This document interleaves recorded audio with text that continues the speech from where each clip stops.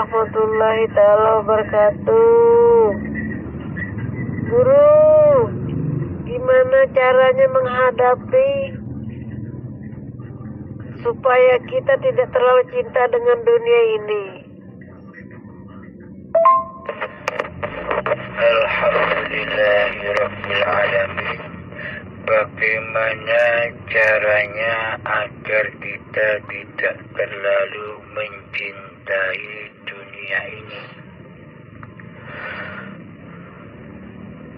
Bismillahirrahmanirrahim. Caranya agar kita tidak terlalu mencintai dunia ini adalah cintailah Allah Tuhan kita semua sebagai pencipta dunia. Selama ini yang kita cintai kan hanya dunia, hanya ciptaan. Kita luput mencintai siapa pencipta dunia ini. Selama ini kita cinta kepada badan-badan kita.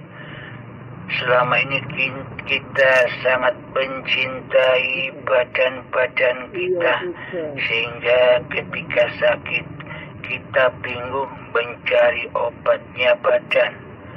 Ketika kita pusing kita bingung mencari obatnya badan, karena sangat-sangat dicintainya selama ini. Akan tetapi selama ini kita luput dari siapa pencipta badan ini. Kita buta kepada siapa pencipta badan ini. Kita lupa kepada siapa yang mengadakan badan ini di dunia. Karena kenapa kita buta selama ini? Karena selama ini kitalah yang jadi Allahnya.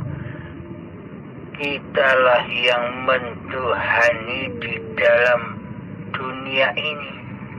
Seolah-olah kitalah yang berkuasa atas badan-badan ini. Coba kita ilustrasikan, coba kita buktikan bahwa badan-badan ini bukan badan manusia, bukan milik manusia, bukan hak milik manusianya. Mari kita buktikan. Jika memang badan ini milik manusia kita, maka setelah makan, setelah minum, sampailah makanan dan minum ini pada pencernaan kita. Semestinya kitalah yang memprosesnya sendiri. Semestinya kitalah yang memilah-milah makanan itu sendiri. Mestinya kitalah yang mengumpulkan saripati makanan yang ada di dalam pencernaan ini, sehingga kita sendirilah yang menjadikan makanan ini darah, yang menjadikan makanan ini sebagai daging, makanan ini dijadikan energi, vitamin, kotoran dan sebagainya. Mestinya kita sendirilah yang merambut, yang mengatur di dalam badan ini. Namun selama ini bagaimana? Ketika kita sudah makan dan minum, kita diam-diam saja.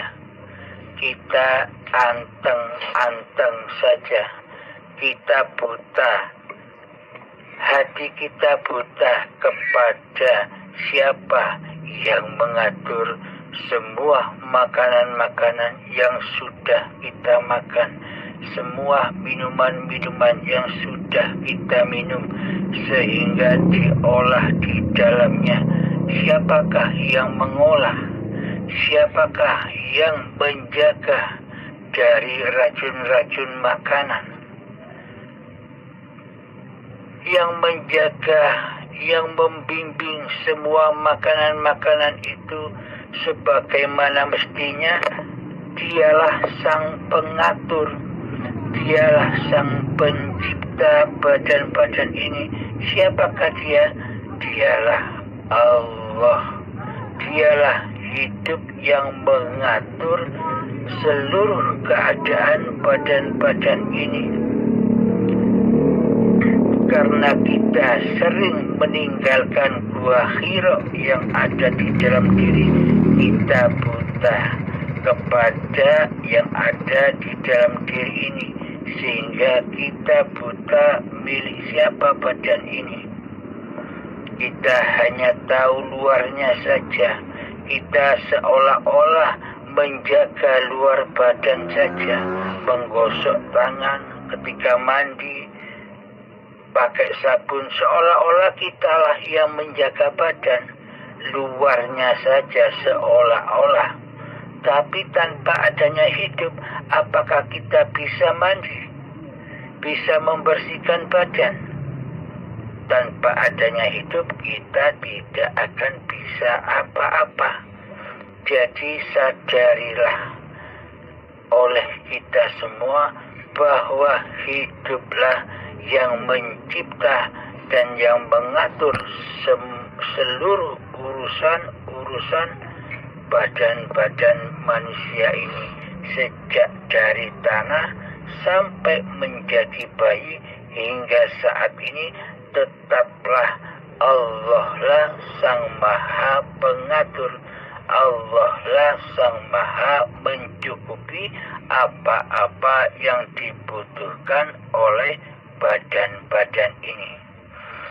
Ketika Anda sudah menyadari semua itu, maka berkuranglah hati Anda mencintai ciptaannya, mencintai dunia.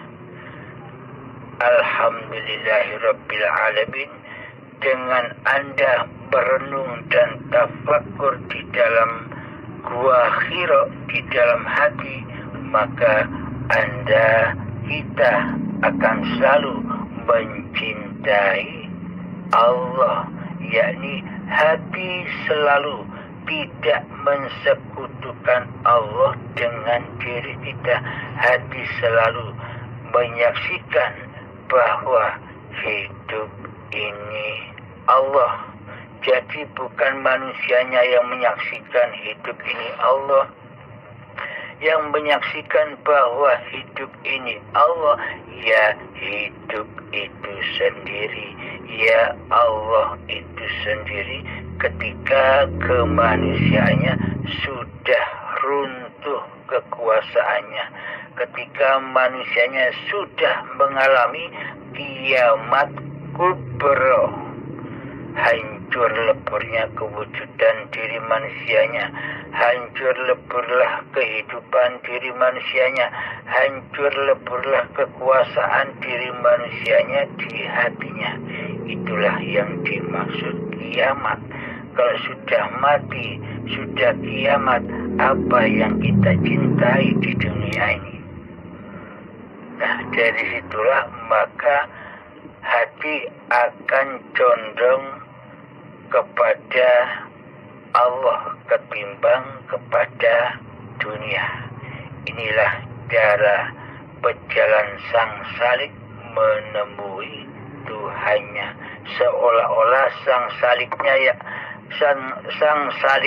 lah yang menemui Tuhannya, seolah-olah, padahal semuanya sudah diatur oleh hidup itu sendiri. Alhamdulillahirrabbilalamin. Semoga kita semua dipahamkan oleh Allah, kita semua selalu dibimbing oleh Allah Subhanahu wa Ta'ala untuk selalu bersujud, bertafakur di dalam hati, di dalam gua khiroknya hati ini. Alhamdulillahirrabbilalamin. Assalamualaikum warahmatullahi wabarakatuh. Bismillahirrahmanirrahim. Assalamualaikum warahmatullahi wabarakatuh. Nama saya Sohirman Ustaz. Saya sekarang berada di Malaysia. Saya mau nanya, ini masalah pengakuan diri ini. Kan kebanyakan kita itu mengakunya diri apa-apa yang ada pada diri manusianya itu adalah dirinya semata. Bagaimana cara menghilangkan hijab pengakuan diri manusianya itu, sedangkan pada hakikatnya itu adalah Allah semata. Alhamdulillahirabbil alamin. Bagaimana caranya menghilangkan pengakuan diri itu? Caranya harus masuk ke dalam diri, pasrah dan ridhokan bahwa diri Anda ini sejatinya tak ada, tak wujud, tak hidup. Yang ada hanyalah diri Allah sendiri. Maka bertafakurlah di dalam gua Hira kita, kapanpun dan dimanapun. Meskipun badan ini berjalan kemana saja, tapi kondisi hati tetap bertapa di dalamnya. Kondisi hati tetap berkhalwat di dalamnya. Kondisi hati tetap berzuhud di dalamnya. Sujud kepada Tuhannya. Karena badan-badan inilah masjid-masjid yang berjalan. Yang mana masjid ini sucikanlah dahulu sebelum bersujud. Maksudnya mensucikan masjid, mensucikan badan ini dengan cara tidak mengaku-ngakui bahwa badan ini milik hambanya. Inilah cara mensucikan masjid, sehingga kita bisa bersujud di dalamnya, yakni hati menyatakan bahwa hidup ini Allah. Itu yang dimaksud bersujud. Hambanya bersujud rela, ridho bahwa Allah sebagai Tuhannya. Inilah cara-cara untuk mengikis pelan-pelan pengakuan diri manusianya di hati kita. Semoga kita semua dimudahkan oleh Allah untuk menjalaninya. Akhirul kalam, assalamualaikum warahmatullahi wabarakatuh. Assalamualaikum warahmatullahi wabarakatuh. Ustaz, mohon izin mau bertanya lagi. Ya, yang saya ingin tanyakan Ustaz tentang masalah yang disembah ini. Apabila kita sudah duduk di ma'rifat dengan yang disyariat, karena saya mengambil kesimpulan semua yang Ustaz utarakan dari video-video ini hampir rampung saya semua mendengarkannya. Jadilah kalau semuanya berwujudnya kepada Allah dan tindakannya adalah Allah sendiri. Nah, sementara kita sembahyang, apakah Tuhan menyembah Tuhan gitu? Sementara Tuhan kan tidak memerlukan lagi sesembahan kita sebenarnya, karena dia sudah Tuhan. Yang intinya hamba itu yang menyembah, begitu. Nah, itu yang pertama, Ustaz. Yang kedua yang ingin saya tanyakan masalah ini, saya sudah agak bingung juga sudah nih.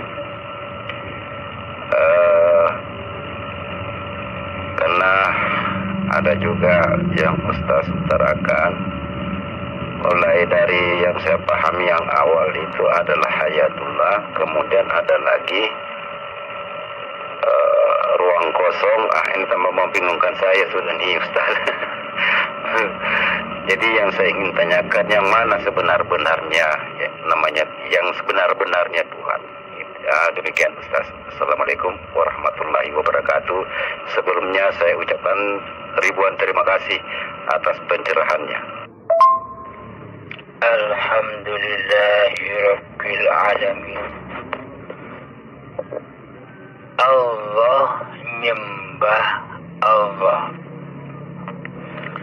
Ya, memang sangat amat dimaklumi bagi kita yang baru duduk, yang baru memahami di babakan hakikat ma'rifat, seolah-olah Allah, nyembah Allah.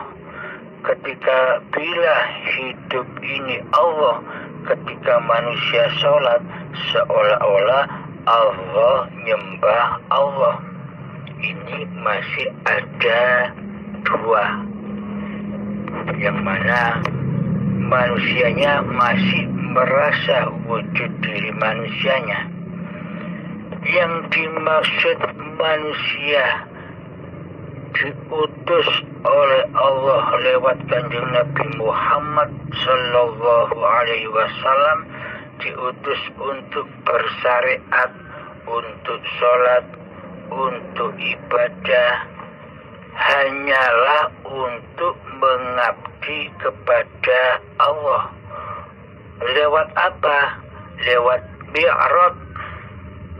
Tanpa kita mi'raj, kita tak akan pernah selamanya memahami makna menyembah dan mengabdi. Bila manusianya, kewujudan diri manusianya, kehidupan diri manusianya masih berkuasa atas diri manusia, maka seolah-olah demikian. Bila hidup ini Allah, berarti yang sholat Allah, berarti Allah, nyembah Allah. Begitu katanya. Perlu dipahami tujuan ibadah dan tujuan sholat itu sebenarnya apa? Bukan untuk pahala, bukan untuk surga. Tujuan ibadah dan sholat itu hanyalah agar hamba mengabdi kepada Allah. Maksudnya mengabdi di sini, hamba jangan jadi Tuhan. Hamba jangan jadi Allah. Hamba jangan jadi penguasa di dalam ibadah dan sholat-sholatnya. Maka dari itu as-sholatu mi'rajul mu'minin. Sholat itu tempat mi'rajnya orang mukminin. Orang mukminin itu siapa? Orang-orang yang beriman kepada Allah. Yang beriman bagaimana? Bukan iman-imanan yang selama ini kita imani. Bukan iman-iman yang seperti itu.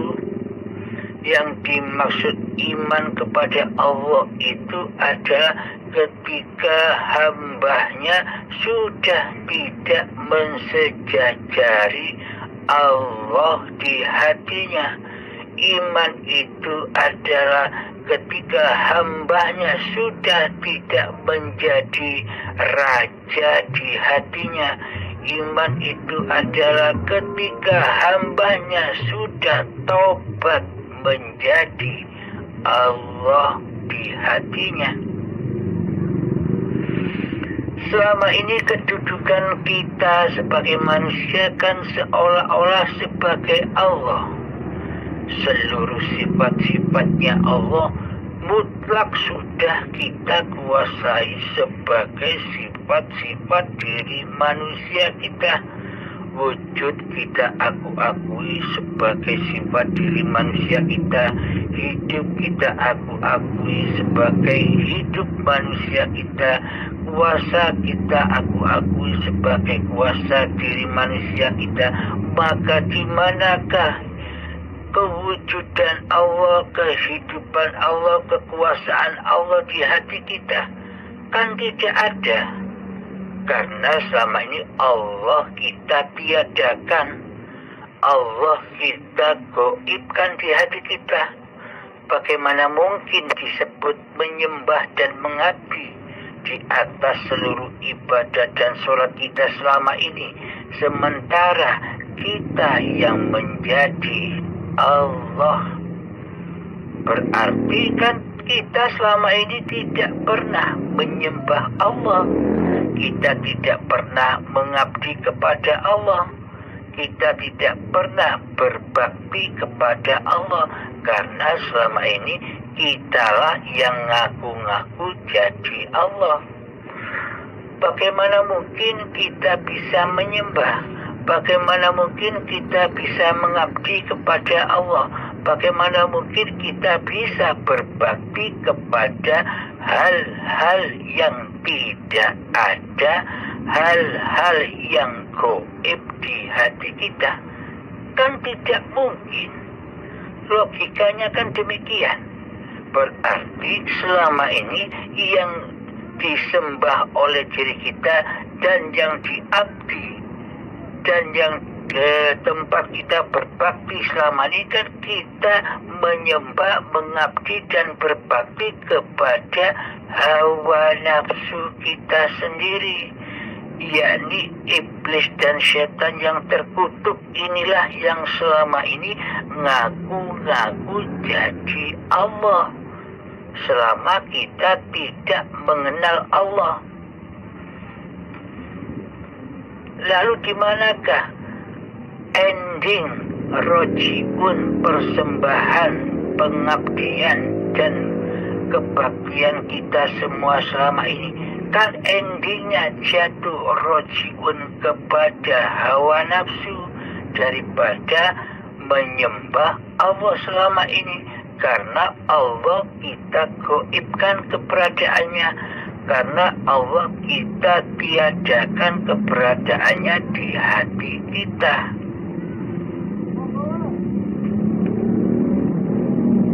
Maka dari itu, bila kita sudah menyembah, berbakti dan mengabdi kepada Allah, maka pasrahkanlah dengan rela dan ridho seluruh sifat-sifat Allah kepada Allah. Kembalilah ke dalam sifat-sifat sejati diri manusia kita, yakni di alam ketiadaan. Manusia itu adam, tiada, mati, tak berkuasa. Semua yang kita alami selama itulah Allah, tapi kita tidak terasa, seolah-olah diri kita lah yang tampil sebagai aktor yang mengaktori hidup dan badan kita sendiri, seolah-olah wayang itu merasa sudah bisa menjadi dalang dan mendalangi dirinya sendiri, dan wayang sudah tidak butuh kepada dalang yang menciptakan dirinya. Disitulah makom kita selama ini. Seperti itu, seolah-olah diri kita ini punya hidup sendiri, punya badan sendiri, tak butuh kepada Allah. Selama ini kan seperti itu.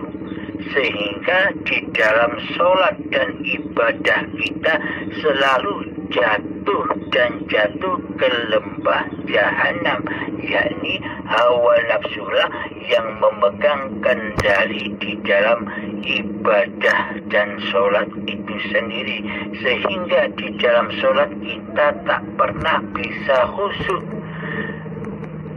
Di dalam sholat kita hanya menyaksikan sekutu-sekutu kita, yakni hubbud dunia. Di dalam sholat yang kita sembah, yang kita saksikan selama ini hanyalah babagan dunia. Ingat itulah, ingat inilah, ingat hutanglah, ingat dompet tinggal di kamar mandi lah. Banyak yang diingat di dalamnya, karena selama ini kita lebih cinta dunia daripada mencintai pencipta dunia itu sendiri. Siapa pencipta dunia itu? Jika tak ada hidup di badan ini, apakah kita bisa menyaksikan dunia? Lalu siapa yang mencipta dan yang menyaksikan dunia selama ini? Kitakah atau Allah? Karena selama ini kita ngaku-ngaku jadi Allah, tapi kita tidak sadar, maka gelaplah Allah sebagai pencipta untuk diri kita. Selama ini hati kita buta, sehingga hati ini keras melebihi kerasnya batu, yang mana akan jadi bahan bakarnya nerakanya sendiri, dibakar di dalam api yang tak berasap, api cinta dunia, hati pemburu dunia, karena cintanya hanyalah kepada dirinya sendiri dan dunia. Jadi yang dimaksud Allah, nyembah Allah, bagi orang-orang yang baru memahami hakikat makrifat, memang sangat lumrah, sangat disadari. Akan tetapi masuklah lagi ke dalam dirimu. Apa makna menyembah dan mengabdi itu? Menyembah dan mengabdi itu roji'unya kembali sifat-sifat manusianya kepada sifat diri manusianya, yakni seluruh sifat muhalnya Allah itulah sifat sejati diri manusia. Bila Allah yang wujud, maka Adamlah makhluknya.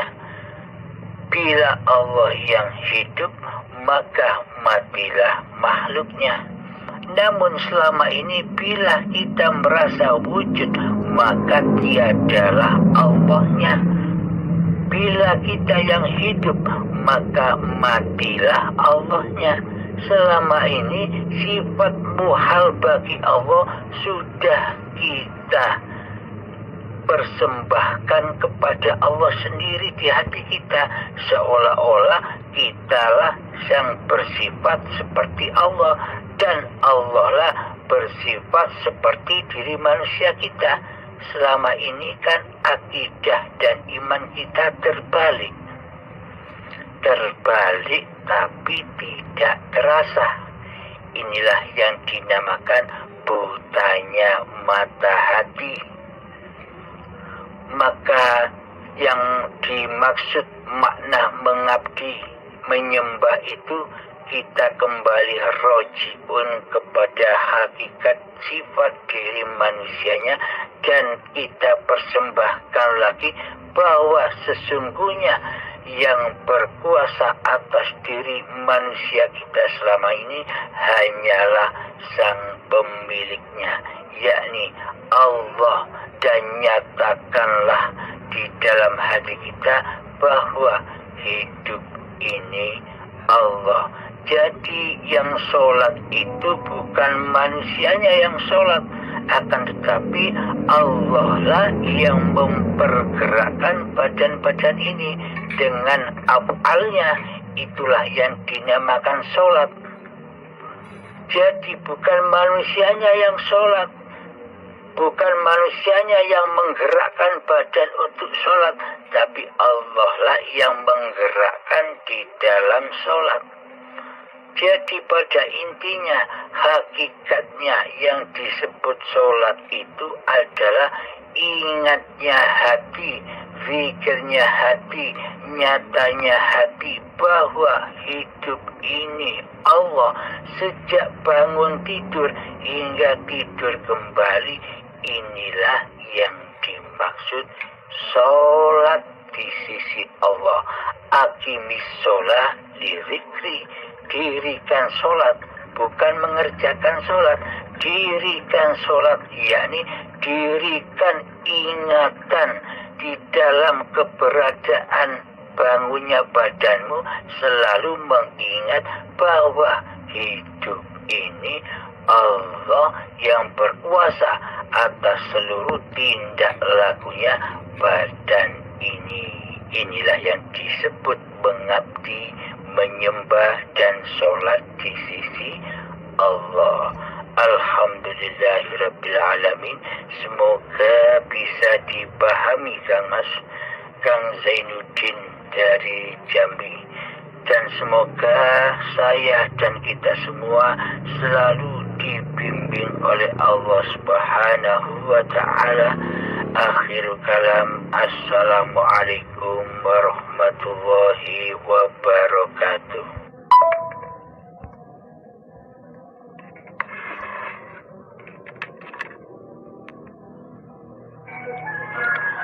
Oh ya Om Halim, ini satu lagi mohon pencerahannya. Apakah hakikat Nabi Musa pesan sama Nabi Khidir jangan terlalu bertanya? Ya, cuma itu aja sih Om Halim, mohon pencerahan. Assalamualaikum warahmatullahi wabarakatuh. Waalaikumsalam warahmatullahi wabarakatuh. Tanda-tandanya manusia sudah mengenal Tuhannya, maka tak akan bertanya-tanya lagi babakan dunia, babakan ilmu. Jadi karena sudah mengenal, jadi sudah tak ada pertanyaan lagi di hatinya.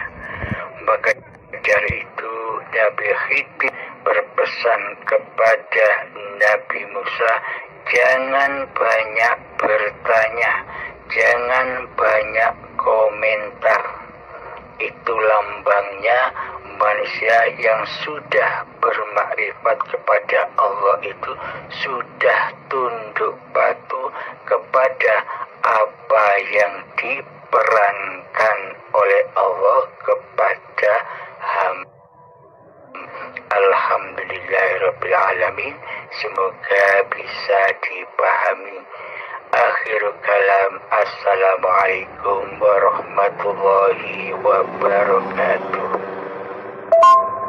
Waalaikumsalam warahmatullahi wabarakatuh. Terima kasih Om Halim atas pencerahannya. Alhamdulillah. Insyaallah. Terima kasih Om Halim. Assalamualaikum warahmatullahi wabarakatuh.